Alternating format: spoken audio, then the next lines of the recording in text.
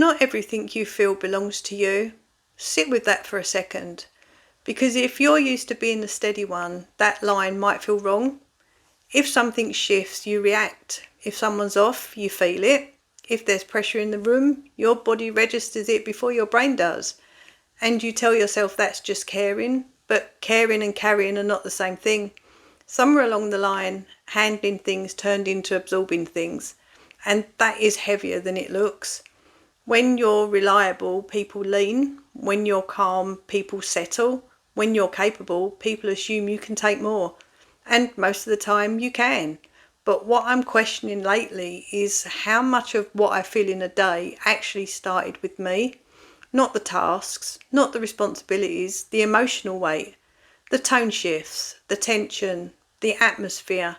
How much of it was mine before I picked it up? And here's where it gets tricky. If I don't absorb it, part of me feels like I'm switching off, like I'm stepping back, like I'm being colder than I should be. And I don't want that. But I'm starting to notice if I fully take on every emotional shift around me, my internal state is constantly changing, up, down, tight, alert. And that's really exhausting because my nervous system never gets to stay neutral. What doesn't work for me is trying to ignore what I feel. That's just pointless. What also doesn't work is immediately trying to solve everything I sense.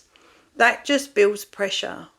What I'm trying instead is when something changes around me, I ask, is this mine to fix? Or is this just mine to witness? That question alone slows me down. Sometimes the answer is yes, I need to step in. But sometimes the answer is I can stay steady and let this pass through. That's different. That's not detachment. That's control. Because here's the truth, if you absorb every mood, every shift and every spike, your internal state is never yours. It's reactive. And if your internal state is reactive, your decisions become reactive too.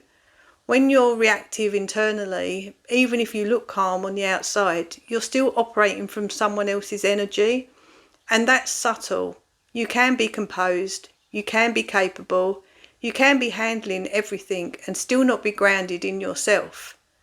There's a difference between being calm and being constantly adjusted to everyone else. And I think a lot of us just live adjusted.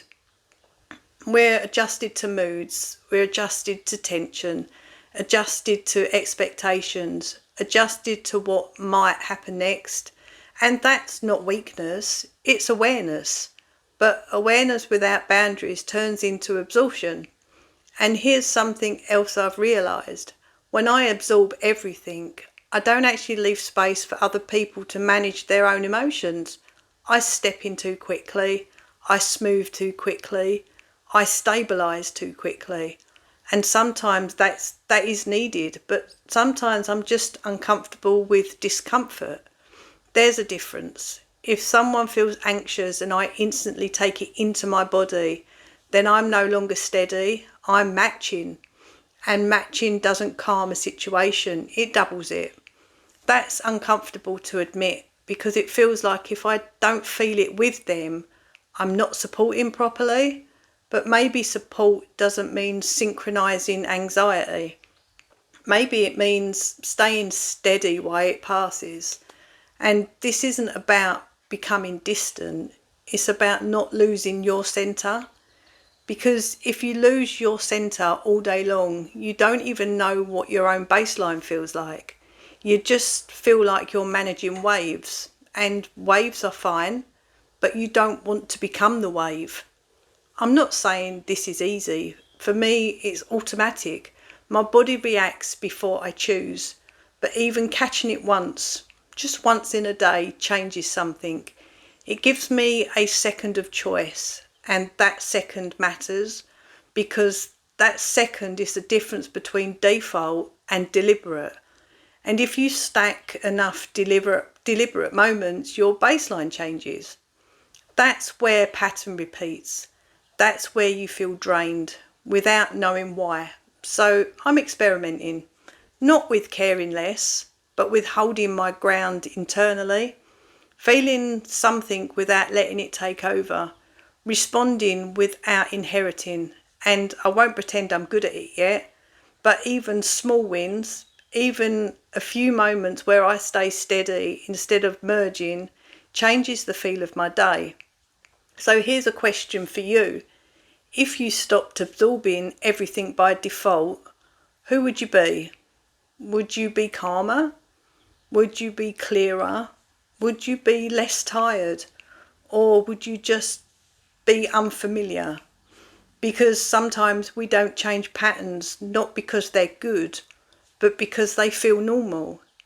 Not everything you feel belongs to you, and learning that difference might be the next layer of strength. Next time, I want to talk about something that builds on this, like how to stay strong without becoming hard, because that's the balance. Subscribe and stay with me on this journey.